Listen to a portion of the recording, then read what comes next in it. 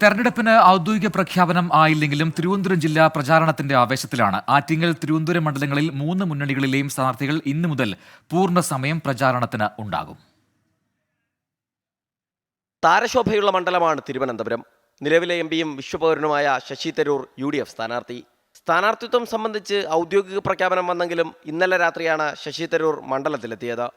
ഇന്ന് UDF യോഗത്തിന് ശേഷം ഔദ്യോഗിക പ്രചരണം ആരംഭിക്കും. ഡൽഹിയിൽ നിന്നെത്തിയ ശശി തരൂരിന് എയർപോർട്ടിൽ സ്വീകരണമുണ്ടായിരുന്നില്ല.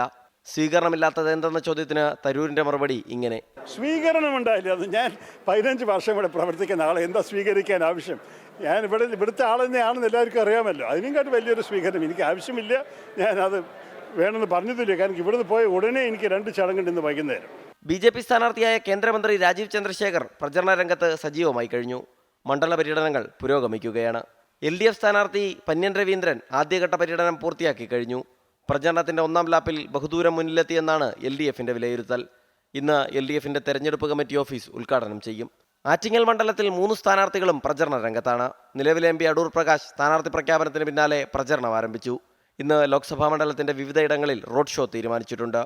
LDF സ്ഥാനാർത്ഥി V ജോയ് നേരത്തെ മണ്ഡലത്തിൽ സജീവമായി. എന്നാൽ കഴിഞ്ഞ ദിവസമുണ്ടായ ഫ്ലോട്ടിംഗ് ബ്രിഡ്ജ് അപകടം V ജോയ്ക്കെതിരായ തെരഞ്ഞെടുപ്പ് പ്രചരണ ആയുധമാക്കി UDFും BJPയും മാറ്റിയിട്ടുണ്ട്. കേന്ദ്രമന്ത്രി V മുരളീധരനും വളരെ നേരത്തെ മണ്ഡലത്തിൽ സജീവമാണ്. 24 തിരുവനന്തപുരം.